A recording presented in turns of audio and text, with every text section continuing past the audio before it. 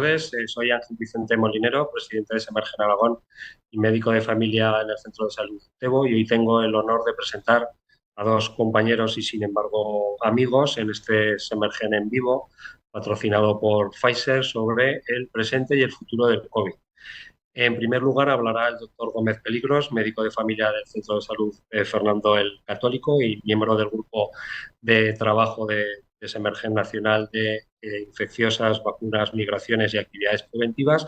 Y en segundo lugar, también nuestra compañera de la sociedad hermana, por decirlo de alguna manera, de la Sociedad Aragonesa de Geriatría, presidenta de esa sociedad, la doctora González Eizaguirre, geriatra del Hospital San José en Teruel. Pues como lo breve, si breve, dos veces bueno, pues ya doy paso al doctor Gómez Peligros. Muchas gracias, Antonio, y buenas tardes. Gracias, Ángel. Paso a compartir la presentación.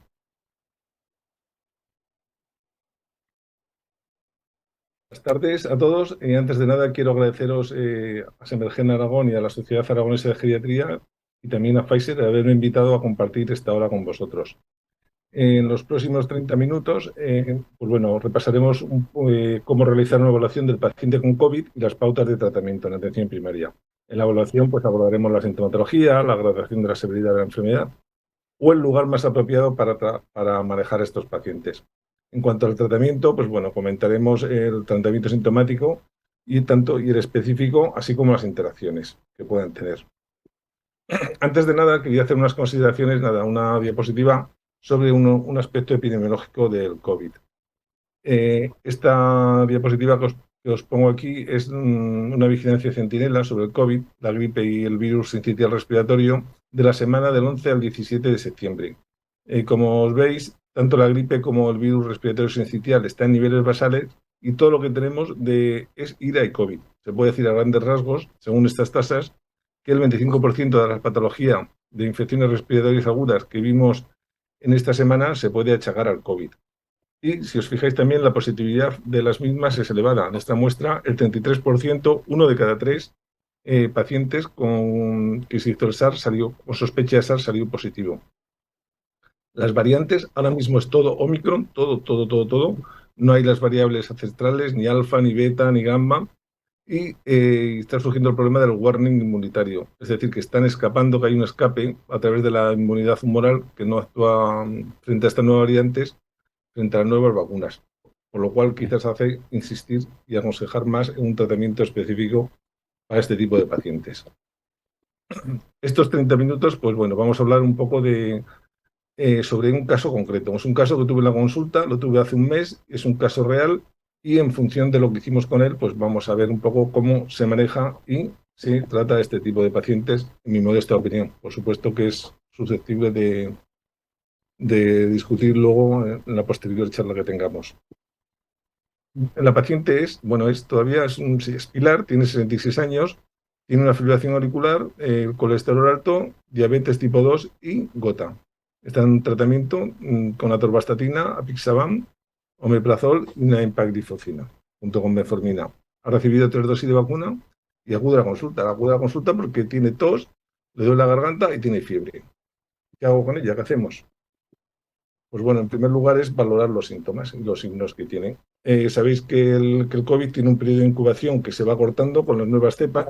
De los 10 días que eran las originarias, pues bueno, bajó a los 4 o 5 días con la Delta y ahora está en un 3-4 días. Es un periodo de incubación muy corto. Y hay que tener presente que una persona puede transmitir la enfermedad en los periodos antes de los síntomas, lo cual hay que tener en cuenta. Los síntomas, si os fijáis, van de una infección respiratoria leve de vías altas, como una faringitis, una rinorrea, hasta síntomas gastrointestinales, como pueden ser los vómitos y la diarrea. ¿Qué podemos decir de los síntomas? Pues bueno, aquí os traigo una revisión de la Cochrane, en el cual evaluaron 180 síntomas que podían ser achacables al COVID. 180 eran tanto a nivel individual como en mezcla. Básicamente cogieron 96 síntomas que recombinaron entre ellos. Ahí os pongo los datos de los más relevantes. La S es la sensibilidad, la E la especificidad y el cociente de probabilidad también lo conocéis como razón de verosimilitud, ¿no? Bueno, que es el porcentaje de enfermos con prueba positiva dividido entre el porcentaje de no enfermos con prueba positiva. ¿Qué nos dice la Cochrane en esta revisión? que la pérdida tanto del sentido como del gusto podría ser una bandera roja para presentar el COVID.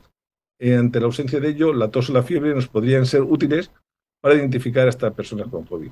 No obstante, los síntomas no indican nada y es aconsejable realizar pues, bueno, pruebas diagnósticas, que fue lo que hice con mi paciente. Le hice el test, un test de antígeno, y salió negativo. Entonces, nada, pues le mandé a su casa pues, con analgésicos y con antitusivos.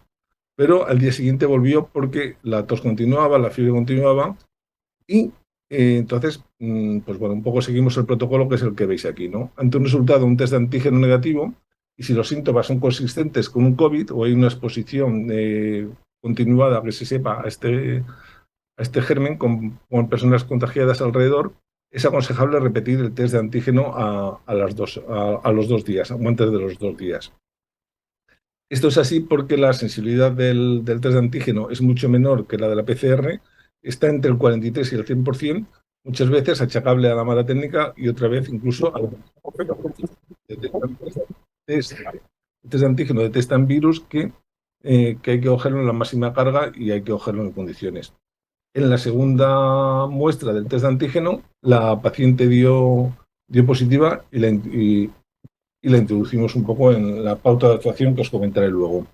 En relación con las pruebas diagnósticas, bueno, es lo que comenté antes, ¿no? Saber que hay tanto test de antígenos como PCR, que el test de antígenos lo has dicho, que tiene mucha menos sensibilidad, que la PCR puede detectar el RNA mensajero del SARS-CoV-2 y lo puede obtener tanto en muestras que se han obtenido hasta semanas o meses después de la aparición. Por eso no debe repetirse en asintomáticos 90 días después. Sin embargo, la probabilidad, es verdad, la probabilidad de que recupere el virus, que sea competente para replicarse e infectar 10 días después de una aparición de los síntomas en un paciente que tenga un COVID leve o 20 días después de un COVID grave, es excepcional, ¿no? Hay reinfección por SARS-CoV, hay que tenerlo presente, ¿no? Y repetir una vez la prueba del antígeno, una vez que ha habido una infección previa y síntomas compatibles. Sin embargo, y esto quiero resaltaros, es que un resultado negativo de una PCR inicial, seguido de un resultado positivo en una prueba posterior, no quiere decir que se haya reinfectado. Generalmente puede ser debido también, hay que pensarlo, en que el RNA mensajero se detecta de manera intermitente. Y eso es algo que tenemos que tener en cuenta.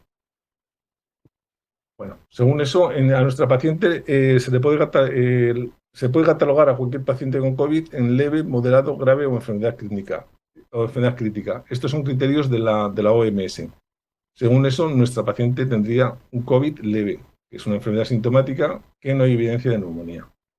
Si hubiera grados en evidencia de neumonía, como fiebre, tos, disnea, pero no fuera grave, con síntomas graves, incluida una saturación superior al 90%, se consideraría moderado, y si la saturación estuviera por debajo del 90% o con taquipnea o disnea severa, la categoríamos como grave. En nuestro caso, como tal, hemos dicho que es una paciente con COVID leve. ¿Cuáles son los síntomas y signos que nos indican la gravedad de un paciente con COVID? Los tenéis reflejados ahí y me quería centrar básicamente en dos, en la disnea y en la hipoxia. La disnea en reposo, cuando hay un aumento de disnea o cuando es una disnea de reposo, son síntomas que son preocupantes y hay que pensar en una progresión de una afección pulmonar. La disnea que utilizamos aquí, la afección son leve, moderada o severa. Leves cuando no interfiere en las actividades de la vida diaria. Disnea moderada tampoco interfiere, pero bueno, ya crea limitaciones. Y la disnea severa es cuando ya hay dificultad para respirar en reposo. En relación con la hipoxia, deciros que es posible que la disnea no se correlacione con la presencia o el grado de hipoxia entre los pacientes. Cuando hacemos el pulso y con la osimetría, debe considerarse en el contexto de la presencia clínica del paciente. Es decir, una saturación de oxígeno normal no se puede utilizar para excluir una afección respiratoria que sea clínicamente significativa, sobre todo cuando hay síntomas preocupantes de disnea progresiva o grave. Esta diapositiva es fundamental. Aquí están puestas las comorbilidades como factor de riesgo a progresar a una enfermedad severa con que requiera hospitalización o ingreso. Estos son criterios utilizados a nivel internacional lo reflejan el Ministerio de Sanidad de España, la Organización Mundial de Salud, la CDC, etcétera. Ahí los tenéis visto, ¿no? Puestos, son pacientes desde la edad mayor de 65 años, van incluidos todos, enfermedad pulmonar crónica, diabetes, enfermedades cardíacas, etcétera, etcétera. Yo creo que es un poco, esto los tenemos que interiorizar porque son candidatos a tener un tratamiento específico frente al COVID. Nuestra paciente estaría incluida dentro de él, porque tiene una edad mayor de 65 años y tiene diabetes. Las pruebas complementarias en el COVID no se las hicimos porque son inútiles, tienen una utilidad muy limitada. Bueno, aparecen unos marcadores inespecíficos de la inflamación aumentados, pueden haber un aumento de las pruebas de la coagulación, una anomalía, sin más. La radiografía de tórax, bueno, aquí sabéis que si son muy características, ¿no? Que son consolidación y opacidades en vidrio esmerilado de forma bilateral y periférica, ¿no? Las tenéis vistas aquí, ¿no? En la radiografía de la izquierda veis ahí pues unas opacidades sutiles, en vídeo ilustrado, que están dando las flechitas, que son de localización periférica en los campos inferiores. Sin embargo, en la de la derecha ya ahí se aparecen consolidaciones multifocales también, y también de predominio periférico. ¿Cómo podemos manejar al paciente con COVID? Lo podemos manejar en domicilio o presencial en el centro de salud. Y si es necesario, pues derivar urgente. El manejo domiciliario, pues bueno, es la mayoría en el resto de los pacientes, ¿no? Después de una valoración inicial que se hace en consulta, se puede seguir telefónicamente a este paciente. Estos son los casos en los que se pueden hacer, como ocurrió en nuestro paciente, un COVID leve, una saturación importante, no tenía taquipnea, no tenía signo de confusión, tenía un apoyo social y una consulta telefónica, una vez que se ha hecho la valoración inicial en el centro de salud, se puede realizar perfectamente. ¿Cuándo es aconsejable que se haga un manejo presencial? Que vaya a la consulta o que nosotros vayamos al domicilio, una consulta específica, o que vayamos al domicilio a tratarla. Pues bueno, os lo pongo ahí, ¿no? Cuando hay una disnea leve, pero siempre que sature entre 91 y 93%, en disnea leve con comorbilidades que hemos visto antes, en las disneas moderadas, o cuando tengan algunos de esos síntomas que fue los que hemos visto antes, ¿no? Síntomas de hipovolemia, síntomas de dolor torácico, etcétera. En esos casos sería aconsejable hacer un manejo presencial y estar más encima del paciente. ¿Cuándo debemos derivar al hospital? Pues cuando hay una fatigabilidad significativa creciente. Es un poco la fatigabilidad que otros pacientes de insuficiencia cardíaca, si os acordáis, lo de bajo gasto, una fatigabilidad que aumenta, y bueno, pues en algunos pacientes lo reflejan y es un marcador de hiposemia, sin disnea. Cuando hay síntomas de hipoxia, como os he puesto ahí, ¿no? Bueno, cianosis, deshidratación, hipotensión, hemoptisis, rigidez de nuca o disnea grave de reposo. Hay que estar muy pendientes en los pacientes ancianos y en los pacientes con comorbilidades porque tienen más riesgo de complicarse, como hemos visto, y tengan que ser derivado al hospital. También pueden ser derivado al hospital, pues bueno, los que os pongo ahí, ¿no? Cuando hay taquipnea, taquicardia, hipotensión, dolor pleurítico, cuando hay unos vómitos de diarrea importantes. Os he puesto ahí la saturación entre un 90 y un 92% porque un estudio reciente pues apoya la utilización de una saturación de oxígeno con el punto de corte en 92 para identificar a los pacientes que se pueden deteriorar clínicamente, ya que la hospitalización de los pacientes con una saturación mayor del 92% hay una menor mortalidad en la hospitalización que en relación con los pacientes con una saturación por debajo del 90%. Pero, ojo, una saturación baja al principio no indica nada. Nos podemos encontrar con un paciente que tenga una EPOC y esté saturado en 90%. Sin problema. Lo único que tener en cuenta, y si esa saturación bajara, pues sería una señal de alerta y sobre todo si está con oxígeno domiciliario y había que derivar.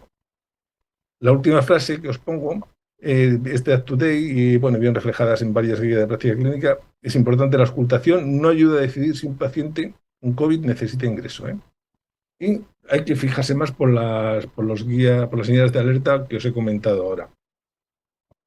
La auscultación a veces puedes apreciar en el murmullo, a veces no lo aprecias, es como más subjetivo. Sin embargo, los otros parámetros son como más importantes a la hora de derivar al paciente. Las complicaciones las conocéis, tampoco voy a extenderme demasiado con ellas. Y quería hablaros de un fenómeno que ha aparecido recientemente, es el rebote del COVID-19. Posiblemente lo habréis leído casi todos, y cada día está más en alza. El rebote del COVID se considera a la recurrencia de los síntomas después de que ha tenido una mejoría inicial, debido a un aumento de los niveles de SARS. O sea, una paciente estaba con COVID, se encontraba bien y de pronto empieza a empeorar.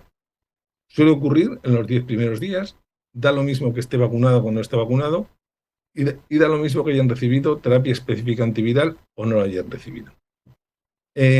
Como algunas veces se ha asociado al uso del Paxlovid, en todos los libros, organismos internacionales, etcétera, dicen que los beneficios del tratamiento con el Paxlovid superan cualquier inconveniente del potencial de rebote, lo cual eso no es una indicación o un miedo para no tratar a este tipo de pacientes.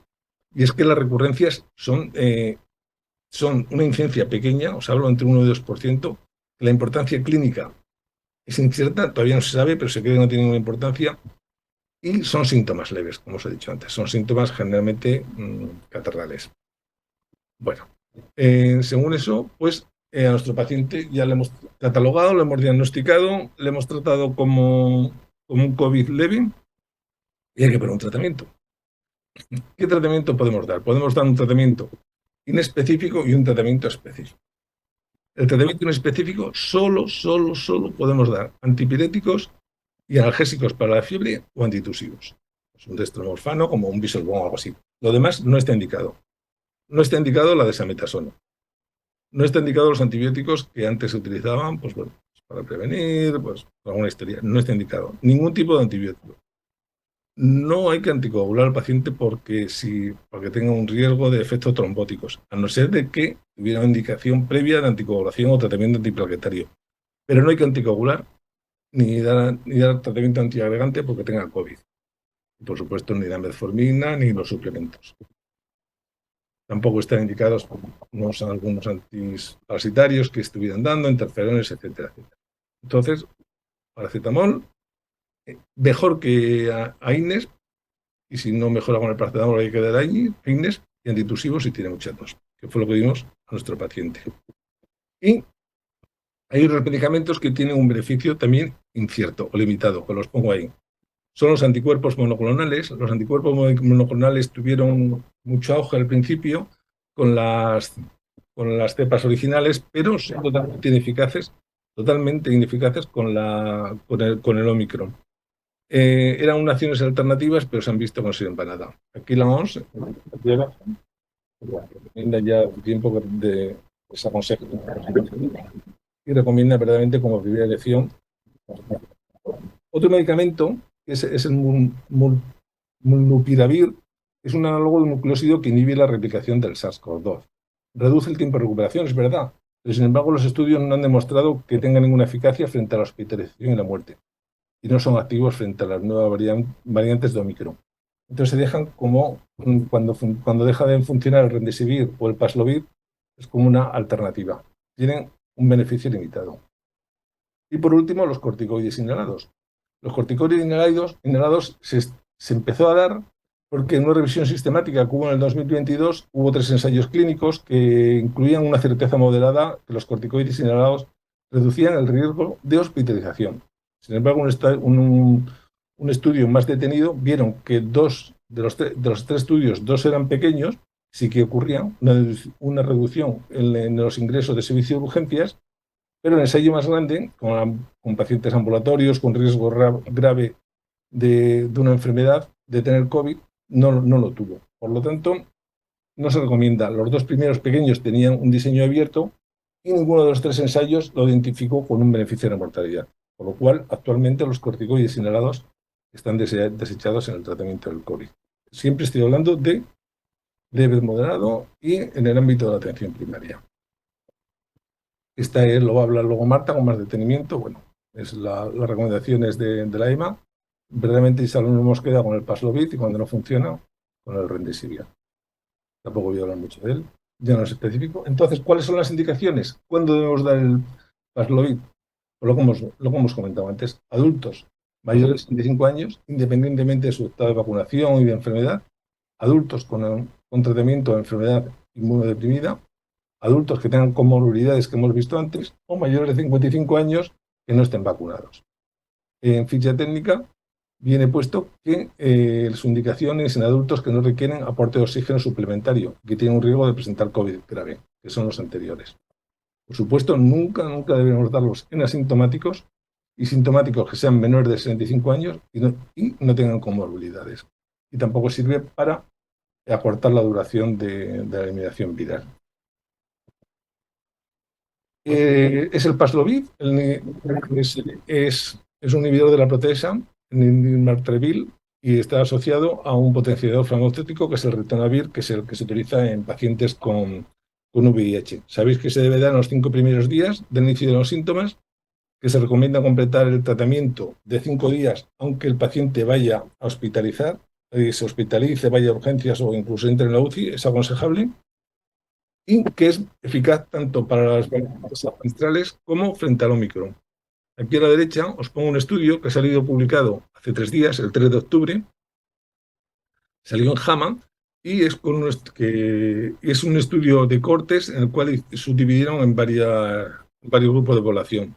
La gráfica de arriba son inmunodeprimidos y en la gráfica de abajo son pacientes con enfermedades con factores de riesgo. Estaban muy ajustados los 2 cortes, tanto por edad, por sexo, por el tipo de patología, etcétera, etcétera, y vieron que verdaderamente hay una diferencia en la incidencia acumulada de tanto en expuestos al fármaco como a los no expuestos, lo cual es una esta más para seguir, que afianza la necesidad de tratamiento. Lo recomiendan Today, lo recomiendan la Sociedad Canadiense, en la CDC. Es un medicamento que es verdaderamente útil. ¿Qué pasa cuando una persona, he dicho antes, un rebote de COVID? En primer lugar es que hacer un test. Un test de antígeno, hemos dicho que la PCR no está indicada, y sí un test de antígeno. Y si ha tenido un tratamiento gastado antes con el Paxlovid o con Remdesivir, no hay que volver a poner el tratamiento de manera rutinaria. Hay en algunos pacientes, que los pongo ahí, que están con inmunosupresión o paciente que sea significativa, yo que sé, pues un trasplante de órganos sólidos o hematopoyéticos, o que tenga una persona que tenga un VIH que esté de manera avanzada. En esos casos, algunos expertos recomiendan volver a dar otra nueva dosis de Paxlovid, pero la evidencia todavía no es muy grande en ese sentido. ¿Cuándo debemos tener cuidados a darlos? Están contraindicados en insuficiencia hepática grave, en el CHIRPUT, pero la clase C se puede dar tanto en A como en clase B. Y en función del filtrado glomerular.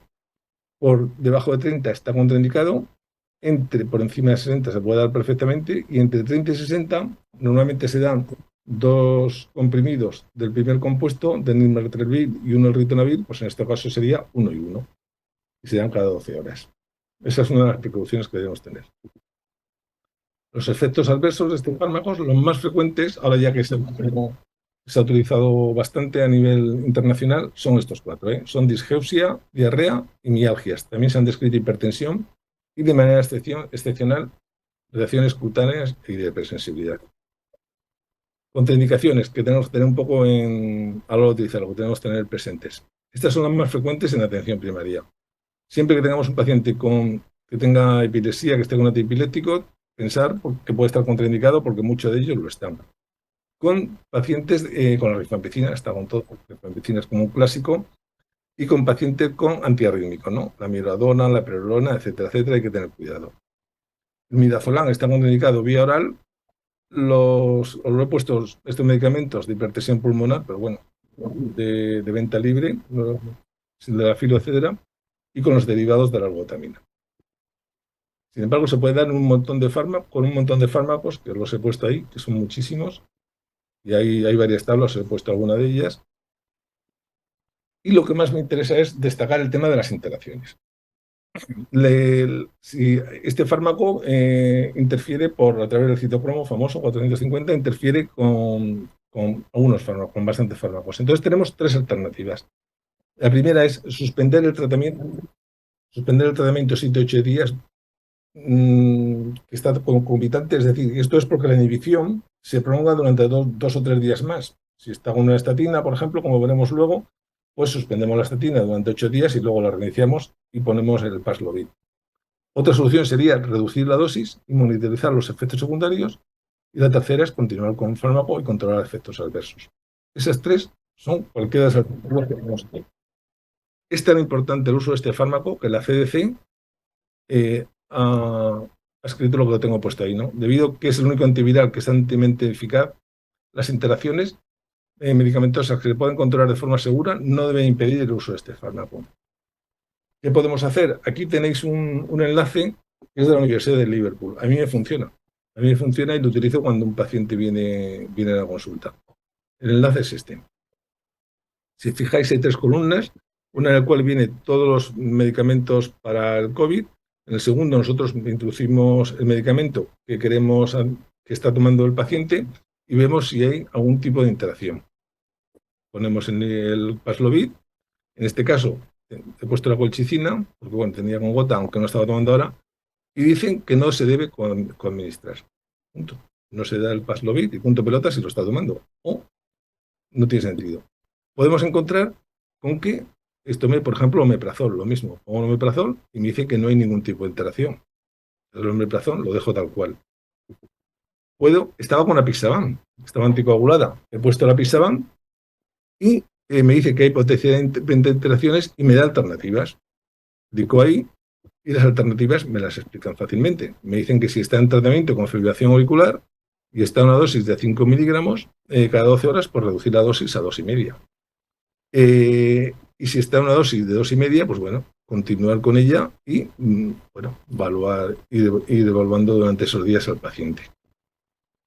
O puedo tener también, por ejemplo, una torvastatina, en el cual me dice que puede haber interacciones y qué alternativas me da. Entonces me da 2 alternativas. La primera es suspenderlo, lo que hemos dicho antes, los 8 días de tratamiento y luego reiniciar la estatina. Y te dice que si es estrictamente necesario y no se puede suspender, pues bajar la dosis a 10 miligramos. Lo cual esta herramienta está muy bien para manejar nosotros en atención primaria. Tenemos el formulario a través del OMI, que bueno, viene puesto ahí desde el inicio de la... Hay que rellenar en 2 pantallas. La primera nos dice, en el OMI que tenemos en Aragón, la primera nos dice cuándo se inician los síntomas, el estado vacunal y las comorbilidades. En la segunda pantalla tenemos que rellenar el filtrado. Ya nos dicen que si es de menor de 30 está contraindicado. Y si está entre 30 y 60 hay que ir al hospital. Al hospital, que lo dan en farmacia hospitalaria. Aquí se acercan al server y se lo da al farmacéutico. Y que hay ausencia de contraindicaciones. Si no hay contraindicación, o hay que poner contraindicación relativa. Se informa al paciente si el paciente lo hace. Ponemos también en un apartado en el OMI, que es el teléfono de contacto, en el cual dices, bueno, soy Antonio Gómez, tal, llámame, mi extensión es tal, o mi número de teléfono es tal. Y entonces el farmacéutico, es que una vez que lo hemos mandado, siempre nos llama, por lo menos siempre con el puesto, siempre me llama, me dice, oye, Antonio, que estás con una estatina, suspendes los 8 días, tal, tal. ¿Qué tienes este medicamento? Bueno, me va diciendo siempre un poco todo lo que le hemos dicho previamente, porque yo creo que tiene un poco la misma aplicación que os he dicho antes de la Universidad de Liverpool. Lo autorizan en el día y puede ir a recogerlo a la farmacia comunitaria, a excepción de si tuvieran menos de entre 30 y 60 que tendría que ir al hospital. Bueno, entonces, como modo de conclusión, bueno, sabéis que puede originar una infección grave, que no es un catarro, que no es un proceso gripal, que puede ser serio, que la evaluación hay que hacer una evaluación clínica de infección, estratificar el riesgo, valorar las comorbilidades, elegir un tratamiento adecuado y conocer los criterios de evaluación. Creo que esa es una competencia del médico de familia. Y bueno, intentar adaptarme al tiempo, sí, 30. Muchísimas gracias. Muchas gracias, Antonio, por tu exposición y compartir con nosotros tus conocimientos y experiencia. Y ahora vamos a dar paso a la doctora González. Cuando quieras, Marta. Perfecto. Hola, buenas tardes. Yo soy Marta González y voy a dar paso lo primero a poder enseñaros las diapositivas, ¿vale? Vamos a compartirlas.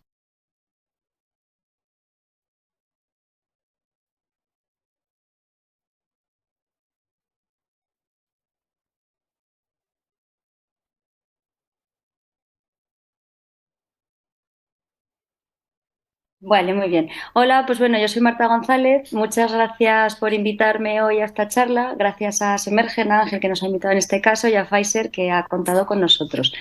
Bueno, cuando empezamos hablando sobre esta charla acerca del COVID y en este caso ha hablado Antonio de la parte de atención primaria y a qué es el COVID, los pacientes, la sintomatología, pero hay una parte muy importante que es por la que me han invitado a mí, que es la parte de, madre mía, ¿qué está pasando con los pacientes geriátricos?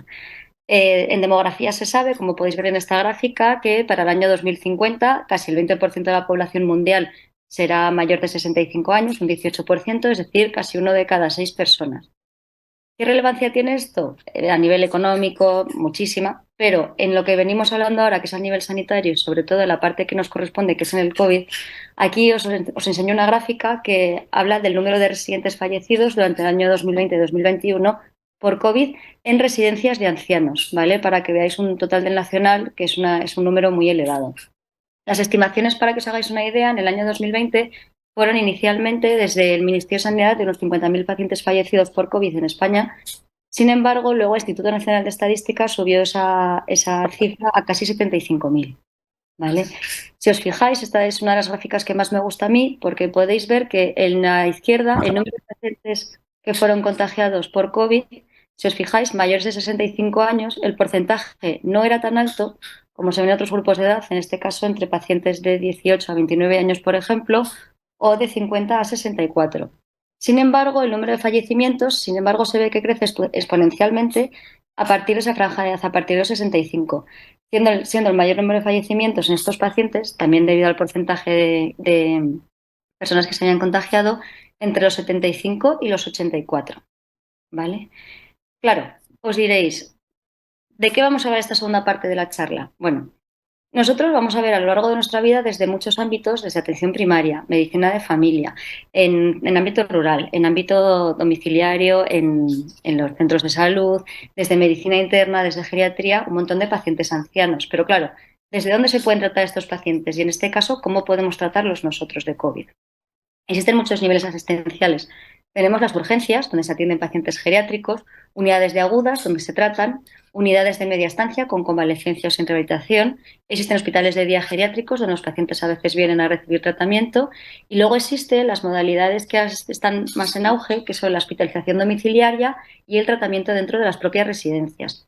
Y luego las unidades de valoración, que son las que se encargan un poco de articular todos estos pacientes según la valoración. ¿Dónde podríamos encontrarnos nosotros un paciente con COVID? El paciente con COVID anciano puede acudir directamente él por su propio pie a urgencias. Puede venir derivado desde su médico de cabecera que ha ido a verlo a la residencia o a su domicilio o desde su propia consulta. El paciente puede acabar ingresado en una unidad de agudos, bien por el COVID o haberse contagiado en una unidad de agudos con otra patología distinta inicial.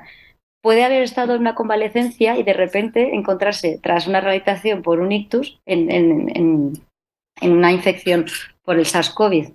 Podemos tener pacientes paliativos que de repente acaban contagiándose y nosotros en las propias residencias, ¿vale? Entonces, ¿qué podemos hacer por todos estos pacientes y dónde podemos utilizar en cada uno de ellos fármacos? Porque no siempre vamos a poder utilizar los mismos según el nivel asistencial en que nosotros nos encontremos. Por eso es muy importante, y es en lo que yo centro mucha parte de la charla, en una atención integral de este tipo de pacientes. No solamente importa la edad, sino también importa el poder catalogarlos y saber, porque la medicina al fin y al cabo tiene que ser individualizada, pero tratar al paciente de una manera holística. Entonces, tendremos que mirar cómo dividiremos ahora estas 4 partes que tenéis en esta diapositiva. Os lo digo, la evaluación geriátrica es muy útil porque te hace ver al paciente no solo desde una visión, como cuando tú estabas en el colegio y tenías que pintar en dibujo técnico, no te vale con que una goma de borrar la sacas solo desde un lado, tienes que ver un prisma de ella, ¿vale? Y luego un poco más adelante, y en función de cómo tratemos con determinados fármacos, en este caso hoy que hablaremos del Paxlovid, los síndromes geriátricos que pueden acaecer a estos pacientes y cómo nosotros podemos hacer cosas por ellos para intentar minimizarlos. ¿Vale? Esta es una de las diapositivas más chulas o que a mí más me gustan, que es de cómo valoro yo a un paciente anciano. Bueno, lo primero, que a veces no es parece que no es muy importante y se nos olvida, pero hay que saber si ese paciente vive solo, está acompañado, si la casa tiene barreras arquitectónicas, si hay alguien que puede cuidar de él, si es dependiente, si se encuentra en un ámbito residencial adecuado, si es una buena residencia, pero no es la residencia adecuada para este paciente, si es independiente para sus actividades de la vida básica o no lo es, y es independiente para las instrumentales. Este paciente podría tomarse la medicación él solo o podría no tomársela, podría saber con qué tomársela o podría a lo mejor tener que tomarla con alimentos, pero él no es capaz de poder hacerse una correcta alimentación, por ejemplo. ¿Qué salud mental tiene? ¿Existe un trastorno cognitivo que sea leve y que pueda hacer que el paciente viva solo? O a lo mejor no, y entonces necesita estar cuidado por terceras personas, o quizá nos encontramos con un síndrome ansioso depresivo que también hace que necesite llevar determinado tratamiento. Y luego, por último, que es saber el estado nutricional de estos pacientes, que es lo más importante. Ya no solo porque luego dar unas pequeñas pinceladas de lo que es la fragilidad, sino también porque muchos de los fármacos que nosotros vamos a administrar o las analíticas que somos capaces a veces de leer o no, tienen que ver con el estado nutricional, con la cantidad de proteínas totales o la albúmina que tenemos. ¿Vale? Tú tienes, inicialmente, cuando ves un paciente anciano, haces una foto, que es como la que acabo de poner.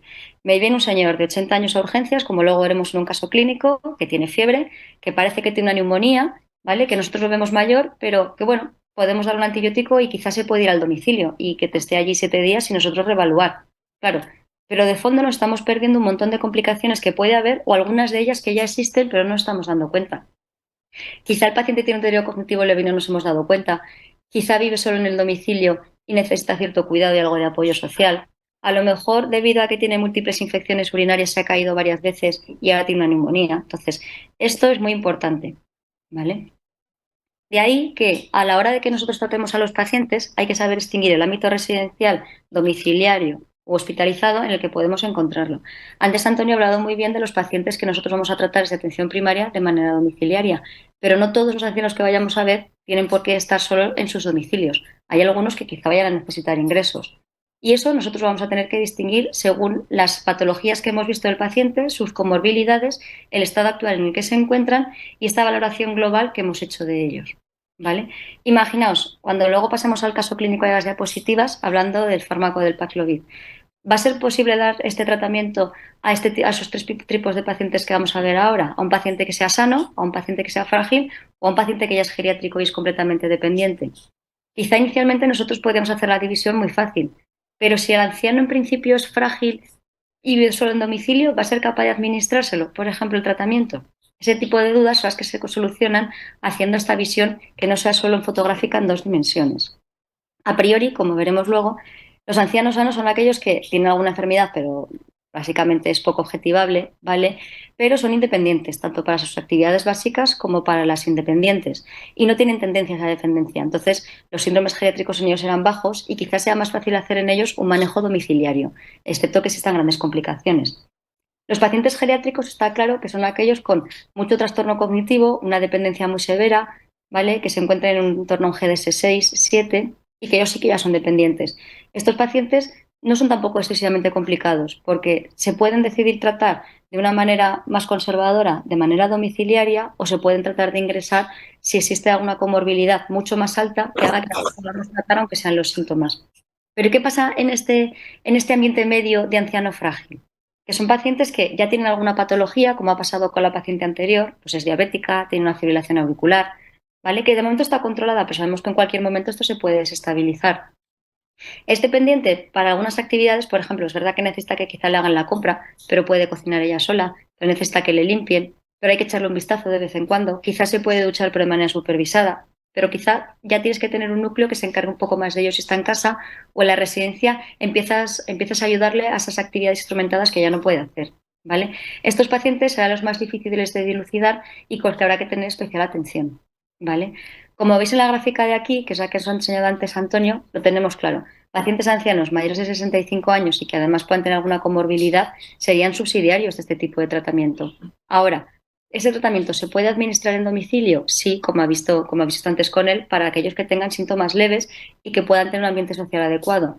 Pero hay algunos que quizás se encuentran ya en un SARS-CoV moderado, que la indicación sería un ingreso hospitalario, pero que también serían candidatos a este tipo de fármacos, ¿vale? Sin tener que pasar a ser para no llegar a un COVID mucho más agresivo o si ya en ese momento empezamos ya con el tratamiento, que no se siga deteriorando, ¿vale?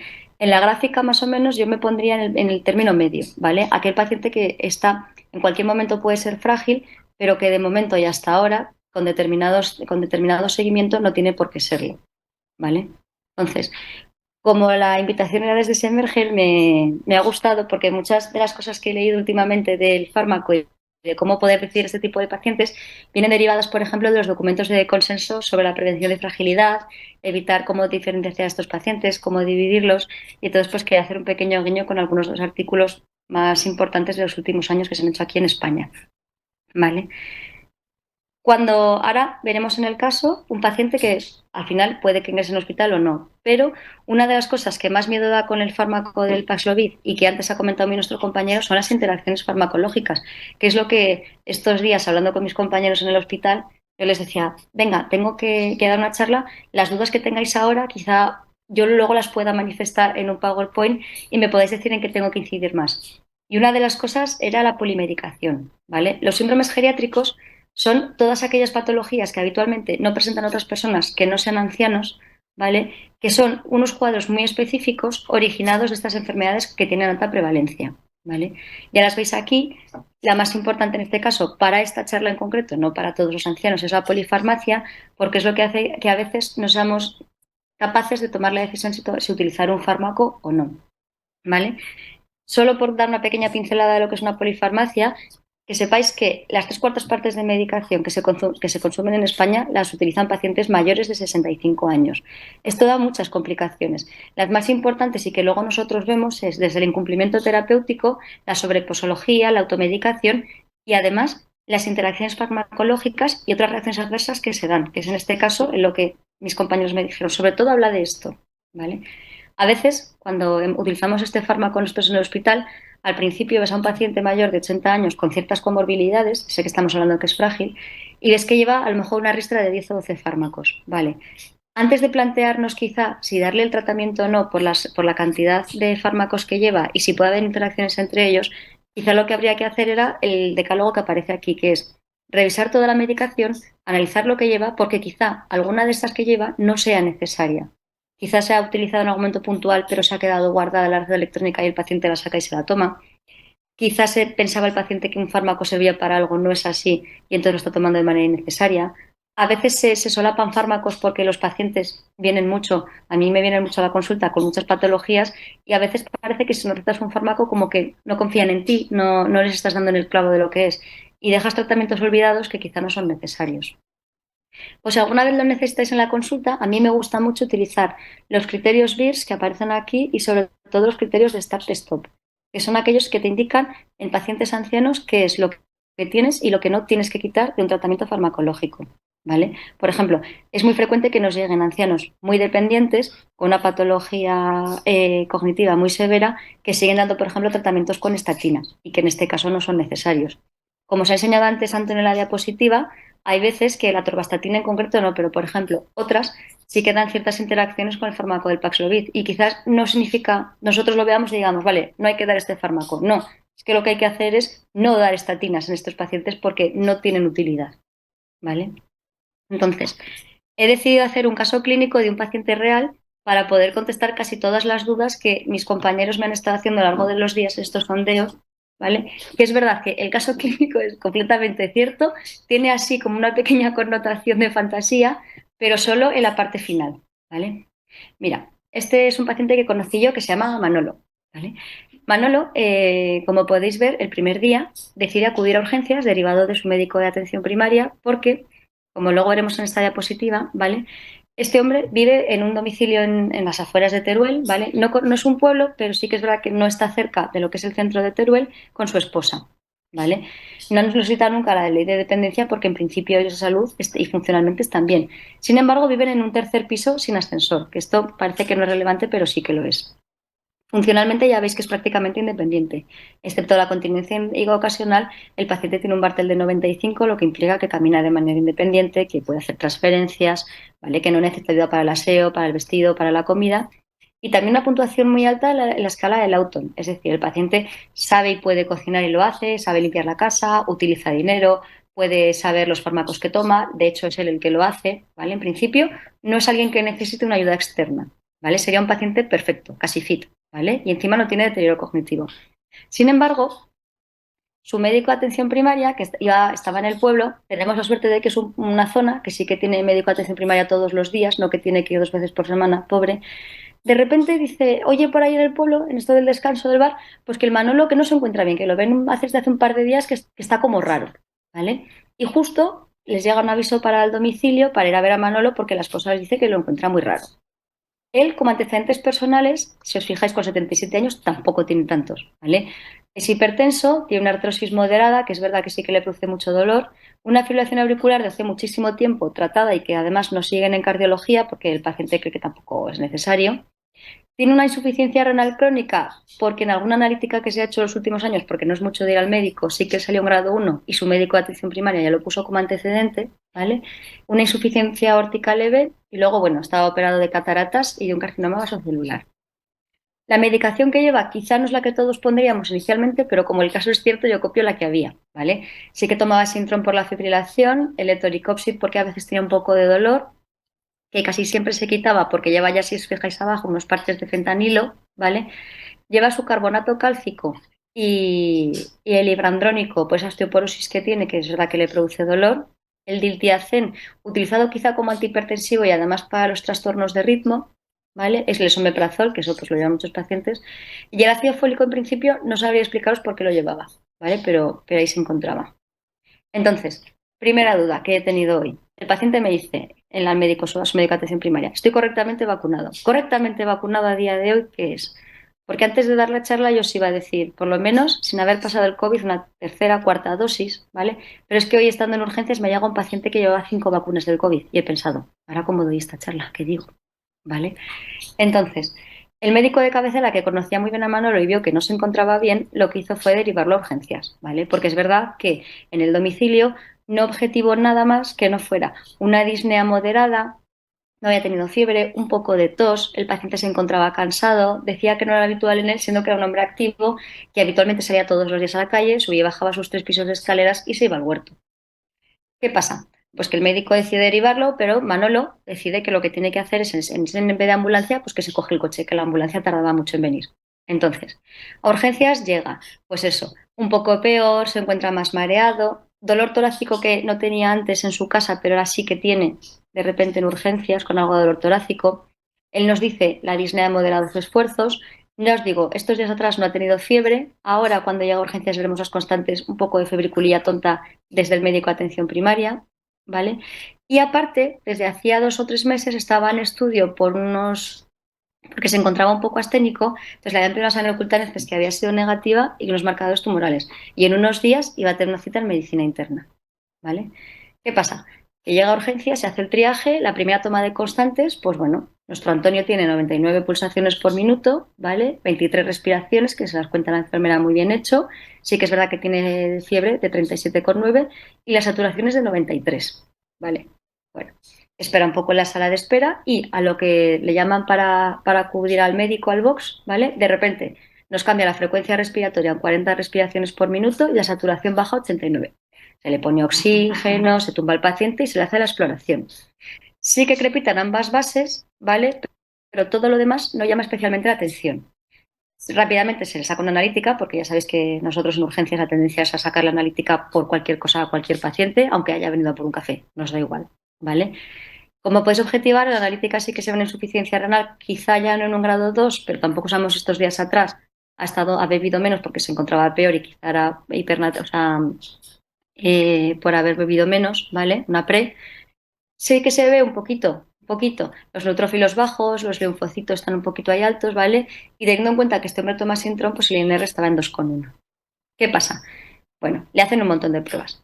Lo primero, como somos así de chulos, le hacemos una radiografía de abdomen. ¿Por qué? Pues nadie lo sabe. Pero como se la hicimos, pues yo os la pongo. No tengo muy claro el motivo, la verdad. En la radiografía de toras, que sería un poco peor porque no he sabido poder sacarla bien, ¿vale? No, sí que se ven esos infiltrados los que ha estado hablando antes Antonio, ¿vale? Entonces, decidimos, ¿ingresar o no ingresar? Lo primero. Claro, con las constantes que os acabo de decir antes, me diréis, hombre, es que satura 89, es que lleva 40 respiraciones por minuto. Lo que no os he contado es que este paciente, entre que le triaron y que le pasaron al box, pasó bastante rato, el hombre había venido en coche y se estaba pasando la hora del parquímetro. El pobre hombre se fue corriendo a sacar el dinero porque nosotros no tenemos, ellos no tienen, vamos, no tenían en su momento, ya ahora sí que hay, pero antes no, para hacerlo online. Entonces, para cuando le llamaron al box, que la mujer le estaba llamando para decirle, Manolo, vente corriendo, que te están llamando para el box, el hombre se pegó la carrera de su vida y de repente estaba desaturado y malo, ¿vale? Entonces, decidimos, en este paciente, cuando por fin, después de estar un rato en el box y poder retirarle un poco el oxígeno, volvemos otra vez a una saturación de en torno al 92, 93, ¿vale? ¿Cómo lo consideraríamos? Bueno, teniendo en cuenta lo que os acabo de contar, lo que destaca es que este hombre ha tenido fiebre, ¿vale? No ha tenido tos, la disnea sí que nos habla de que es de manera moderada, y la saturación es verdad que sin oxígeno y ya tranquilo en el box está al 92%. Es un hombre de 77 años con sus patologías previas. ¿Requiere motivo de ingreso? Sí. Este paciente habría que ingresarlo en el hospital, ¿vale? Leve moderado. Comorbilidades, que esta diapositiva la sacado también de Antonio, aparentemente cuando tú lo ves no tiene tantas. Es un hombre de 65 años, ¿vale? Con insuficiencia renal crónica, pero en un estadio 1, que quizás se ha convertido en un estadio 2, pero tengo la suerte de que ni es diabético, ni ha tenido un ictus, ni tiene cáncer, ni es asmático, nada, ¿vale? Ni siquiera era relativamente obeso. Paciente de pueblo, de toda la vida, los que salen a almorzar todos los días, ¿vale? No tomaba corticoides, entonces, bueno, es un paciente, lo que os digo, con la radiación de antes. Esto que nosotros dejamos marcado, es muy importante que nos aseguremos de cuándo se toman y por qué. No es la primera vez que nos pasa que o nos confundimos nosotros en la urgencia y en la planta de paciente, o no entendemos la letra del compañero que nos ha dejado escrito y ponemos otra cosa. Entonces, este paciente, si nosotros no lo hubiéramos visto y no hubiéramos sabido lo que os he contado del coche y viendo la fragilidad, en principio sería un paciente que podría tirar a la dependencia, pero es un paciente aparentemente con muy poca comorbilidad, con una funcionalidad muy alta, que es un paciente que socialmente está muy bien y que quizá habríamos mandado a domicilio, pero luego de repente han empezado a salir, la placa ya no estaba tan bien, la fiebre que no tenía en domicilio sí que la tiene, sí que mantiene cierta disnea moderada, ¿vale? Entonces, en el cuadro que nos encontramos anteriormente, paciente 77 años, independientemente del estado vacunacional, con un COVID leve moderado, es un paciente candidato a llevar el Paxlovid. Pero claro, estamos aquí, ¿vale? 65 años independientemente de esta vacunación, otros factores de riesgo, ¿vale? Que tiene alguna comorbilidad, en este caso no la insuficiencia renal y la fibrilación auricular que tenía. Pero ¿qué pasa? Yo ahora soy la que lo estoy viendo, que me lo acaban de ingresar en medicina interna y digo, a ver, este paciente que está muy majo, recordemos la cantidad de fármacos que tenía. Vale, las guías me indican que hay que ponerle Paxlovid, que es que tiene una enfermedad leve moderada, pero es que yo no voy a saber manejar toda esta cantidad de fármacos porque no sé utilizarlo. Tranquilidad, ¿vale? Porque es mucho más fácil de lo que nosotros nos pensamos. Es verdad, la misma diapositiva que ha puesto antes Antonio, que si tú ves esta retahíla de efectos secundarios en fármacos y contraindicaciones, lo primero es asustarte y llamar al adjunto, con el que estás de guardia, al de la UCI y con un poco de suerte a tu madre. Pero no, no es lo que hay que hacer, ¿vale? Hay que ir poco a poco. Yo os he querido copiar igual la página de Antonio, pero arriba, por si queréis apuntaros cómo se llama. Pero vamos, en Google con que busquéis Universidad de Liverpool aparece. Cosas importantes para valorar en este paciente, que son como las que esta ya viene la parte en la que he hablado con mis compañeros. ¿Qué hacer con determinados fármacos? ¿Vale? El primero de todos es el diltiazem, ¿vale? Si os fijáis, tanto en la página de Liverpool os dirá si existe alguna alternativa y qué se puede hacer. Y luego esta otra página que acabo de encontrar, que es el Ministerio de España, te dice además cómo puedes valorar la utilización de este fármaco o no. En este caso es verdad que si tú el diltiazem de este paciente lo mantienes, puedes correr el riesgo, ¿vale?, de que aumente en sí la concentración. Sin embargo, no es necesario ni bajar dosis y lo único que tienes que hacer es evitar estos potenciales que aparecen aquí, ¿vale? La hipotensión y la bradicardia. Y en ese caso se disminuiría, si no, no. Salvado esto, el paciente anterior tomaba Pixaban, pero es que el mío está tomando Sintrón, ¿vale? Acenocumarol. Entonces, se pueden hacer dos cosas. Una de ellas, como os aparece en la guía, es hacer unos controles, ¿vale? Monitorizarlo, eso, bueno. O lo que en este caso es más fácil y lo que quizá nos daría menos miedo, que es pasar a una heparina a dosis anticoagulantes, porque en principio no tiene interacciones. Por otro lado, dices, vale, he salvado las dos primeras problemas, el cardíaco me libro, pero ¿y ahora qué hago? Porque es que este hombre está con fentanilo, es que le voy a provocar una parada respiratoria y se me va a morir. No, ¿vale? Lo que te dice es que se puede incrementar, ¿vale?, la absorción del fentanilo y entonces podemos crear unos niveles mucho más altos. Entonces se pueden hacer muchísimas cosas. Aunque lleva un parche de 12 se puede bajar. se puede acortar ese parche. Podemos estar simplemente atentos a lo que ocurre. Podemos cambiarlo a otro tipo de fentanilo, por ejemplo, el de liberación rápida, o lo que yo propondría, si fuera mi paciente en este caso, que sería hacer rotación de opiáceos. Aunque el paciente no ya estuviera en tratamiento con Paxlovid, nosotros en el hospital muy pocas veces mantenemos el fentanilo mientras está transdérmico. Actualmente casi siempre lo acabamos pasando a morfina oral o subcutánea, porque a la mínima que estos pacientes hacen algo de fiebre, la absorción aumenta. Entonces, la vía transdérmica de uso hospitalario no debería ser lo mejor, ¿vale? La morfina, en principio, al revés. Lo que hace es que se puede hacer una disminución de dosis, entonces tendría que ajustar. En este caso, un paciente con un fentanilo de 12, deberías dejarle 12 de manera subcutánea o 24 por vía oral, más rescates los que precisará. Que quizás necesitará alguno porque ya os digo que la morfina disminuye su acción, ¿vale? Y ahora, vale, nuestro Manolo nunca ha estado en un hospital. Ha ingresado para cataratas y alguna vez con la fibrilación, pero igual lleva 10 años sin estar ingresado. Probablemente puede que se agite sin tener deterioro cognitivo y puede ser que suceda. Y claro, si tú te lees las guías, te dice, no, nosotros utilizar neurolépticos, tanto típicos como atípicos, ojo, cuidado con el Paxlovid. No, lo que te dice es que se pueden incrementar las dosis, ¿vale? Es decir, si tú pones, por ejemplo, la quetiapina, es verdad que la metabolización puede aumentar y entonces que haya más cantidad de fármaco durante más tiempo. Entonces, si tú estás trabajando con un paciente psiquiátrico con una esquizofrenia que lleva 150 miligramos de quetiapina cada 8 horas, ahí sí, hay que tener cuidado. No sería lo más indicado. Pacientes con trastornos con delirio, en agitaciones nocturnas en contexto de un ingreso, se pueden utilizar dosis pequeñas de quetiapina. Y si aún así, debido a que la escala de Liverpool te dicen que no sería lo ideal, se puede cambiar, ¿vale? Y se pueden utilizar fármacos que en este caso no dan cierta seguridad, como son, por ejemplo, la risperidona y el haloperidol. Que lo que te pone es que lo que se puede hacer con estos pacientes es aumentar la prolongación del QT. Teniendo un electro previo y analizándolo diariamente, una dosis baja de risperidona, en principio, no debería ser una contraindicación para utilizar este fármaco. Y luego, si decimos que nuestro Manolo no se ha inquietado por la noche, no está agitado, no tiene alucinaciones, pero no descansa, porque el pobre hombre está muy nervioso, porque hace años que no le ingresan y no se encuentra bien.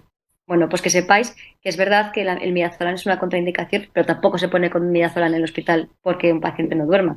Pero el lorazepam y el ormetazepam no hacen interacciones, entonces son fármacos que se pueden utilizar de manera muy segura.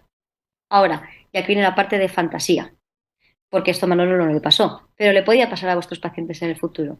Y es, ¿qué pasa si de repente Manolo un día se atraganta? Como habéis visto, la posología son 3 comprimidos cada 12 horas.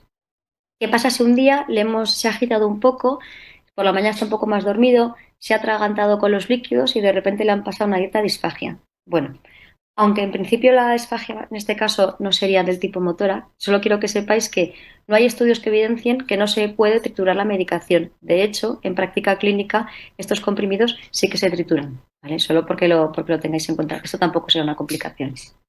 Y con esto, solo una queja final, porque esto fue culpa de nuestro servicio.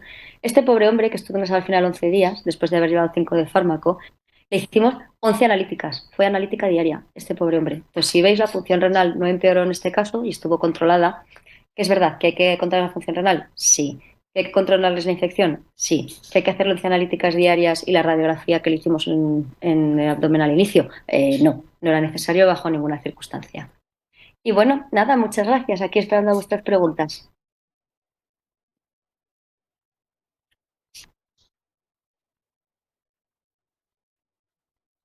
Muchas gracias, Marta, por tu exposición y ahora, en uso de mis atribuciones como moderador del Semergen Vivo de hoy, quisiera haceros una pregunta a cada uno antes de dar paso a los compañeros que nos estén viendo desde sus casas. Quisiera preguntarle a Antonio el elemento de la insuficiencia renal, que lo habéis comentado ambos a lo largo de vuestras exposiciones. Si, por ejemplo, en tu consulta de atención primaria del día a día te viniese un paciente con la indicación terapéutica del fármaco, pero no tienes una función renal del día de hoy, ¿con cuántos días hacia atrás te conformarías teniendo esa función renal? ¿Me explico? No sé si Sí, sí, se me ha entendido la pregunta. perfectamente. A ver, en pacientes sin insuficiencia renal previa y que no tenga una función renal reciente, da lo mismo de 15 días, un mes, 2 meses, y si no tengo ninguna sospecha de que ha tenido una insuficiencia renal aguda por una hipovolemia, por un agravamiento de insuficiencia cardíaca, etcétera, es razonable administrar la dosis completa del Paxlovid sin verificar el nivel de la función renal, sin problemas. Se puede dar perfectamente. De Porque acuerdo, los muchas beneficios gracias. eran a los riesgos. No habría que dar a mitad de dosis. Dosis completa si siempre está en niveles normales. De acuerdo, muchas gracias. Y ahora también, Marta, no te libras, por supuesto. A lo largo de tu exposición y también de la de Antonio, habéis hablado del tratamiento inmunosupresor, ¿no? O paciente inmunocomprometido. Para mí es algo que muchas veces tengo claro cuando estamos delante de un paciente que está con radioquimio o pacientes oncológicos, pero por ejemplo cuando toman tratamiento con corticoides, cuando un paciente en tratamiento con corticoides entraría dentro de la etiqueta de inmunocomprometido en relación específica a este fármaco del que estamos hablando. Vale. Por ejemplo, dentro de los corticoides, la prednisona, a dosis de 15 miligramos, su acción es antiinflamatoria, pero a partir de 20 miligramos ya se hace, o sea, la función ya empieza a ser inmunosupresora, a partir del cuarto día. Si lo tomas un día no pasa nada, pero 20 miligramos a partir del cuarto día ya es inmunosupresora. A partir de los 14 ya podías decir que ese paciente está inmunocomprometido, por ejemplo.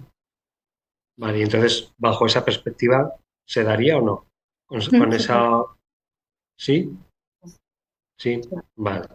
Ahora voy a hacer las preguntas que me vienen por parte de la, de la audiencia. No sé a quién está dirigida esta pregunta, pero bueno, yo os lo hago a los dos. La desnutrición, que en definitiva la habéis, o no sé si la veis, no recuerdo si la habéis nombrado directamente, o por lo menos sí que se ve a lo largo de lo que es el hilo argumental de vuestras exposiciones. Es un factor limitante a la hora de tratar a estos pacientes. Desnutrición entendida no como bajo peso, sino la desnutrición que tiene que ver con las proteínas. Si te parece, Antonio, como he hablado yo del MNA, ¿quieres que la conteste yo? Perfecto, muy bien. O sea, la idea es que paciente desnutrido es aquel que nosotros encontramos cierta pérdida de peso y que además analíticamente yo tengo la suerte, cuando antes Antonio decía, yo puedo manejar pacientes sin analíticas, yo no podría, la verdad, soy bastante inútil. Pero bueno, en estos casos un paciente que te dice que tiene una desnutrición proteica, aunque este fármaco sí que es verdad que hace una proteínas, no sería un inconveniente para darlo. Lo que sí que se tendría que hacer es que mientras este paciente se encuentre hospitalizado y para evitar que esa fragilidad vaya más y se convierta en dependiente, tratar también la desnutrición, pero no sería una contraindicación. Y, por ejemplo, si el paciente está, ahora yo sigo el hilo de la pregunta que ha planteado la audiencia, si el paciente está tomando complementos proteicos, no entiendo que no tiene por qué haber ningún problema, ¿no? No, no, no, no, no. Si los estuviera tomando no hay ningún problema y si no los está tomando y está desnutrido, habría que dárselos. Vale.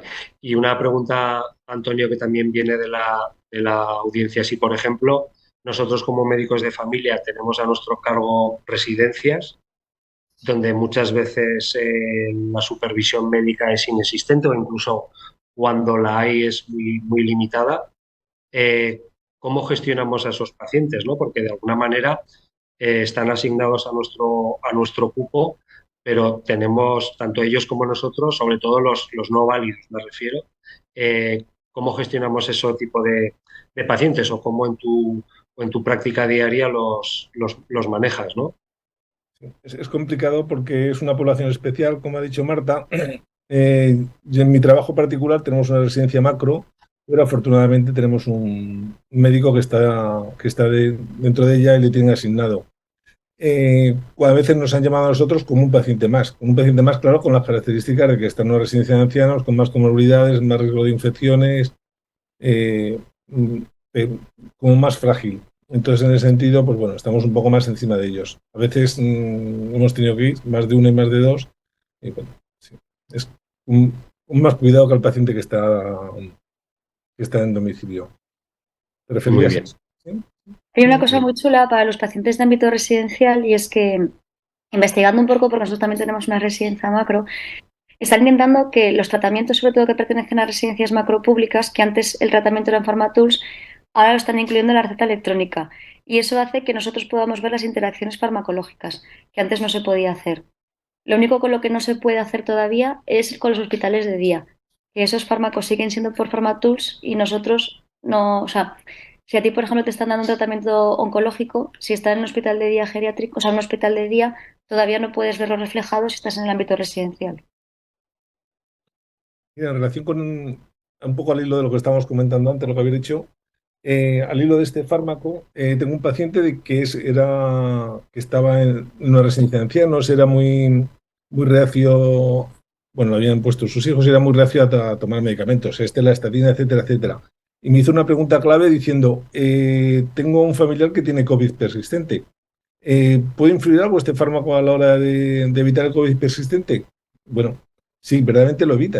Hay un estudio que salió en marzo de este año, salió o en abril en JAMA, con los americanos, con un estudio de cortes, con los veteranos, siempre les tocan a ellos, ¿no? Bueno, hicieron un seguimiento de 200.000 de un lado y 200.000 de otro, en en las cortes, trataron a 30.000 y vieron que había una disminución del riesgo de presentar COVID resistente, ¿no? Estaba en un 25% de menos riesgo. Daba lo mismo que estuvieras vacunado o no vacunado, de que tuvieras una infección primaria, reinfección, etcétera, etcétera. Aparte, menos secuelas. Eso se lo dije al abuelito y dijo, vale, me apunto. Pero fíjate, ese fue el motivo. Porque era reacio a tomar más medicamentos. Ujú. Una pregunta también de la audiencia. El consentimiento informado que habéis comentado, bueno, que lo has comentado tú, Antonio, ¿se saca propiamente del OMI o...? En lo que viene puesto en el OMI directamente, consentimiento informado, es que se tiene que reflejar en la historia clínica. Escribe el paciente, da su consentimiento no es en papel, se refleja en el episodio, el paciente da su consentimiento a tomar Paxlovid y no hay que hacer nada más. Sería un consentimiento reflejado sobre ahí. Muy bien. Pues nada, yo creo que para aprovechar una tarde prepilares, yo creo que por mi parte ya no hay más preguntas de compañeros. Yo tengo muchas más preguntas, pero entiendo que ya hemos abusado mucho de vuestros conocimientos y experiencias. Y por mi parte, como moderador, doy por cerrada lo que es el Semergen Vivo de hoy. Agradeceros de nuevo vuestros conocimientos y experiencia y la manera tan amena que lo habéis planteado, porque yo no he dejado de seguir la vuestras exposiciones, no solamente por obligación y por responsabilidad, sino también, en este caso en concreto, por devoción. Pues nada, agradeceros de nuevo y agradecer también a Pfizer y a Semergen la posibilidad de estar entre todos hoy. ¿De acuerdo? Y muchas gracias. Muchas gracias a ti, Ángel. Gracias. Adiós, buenas tardes.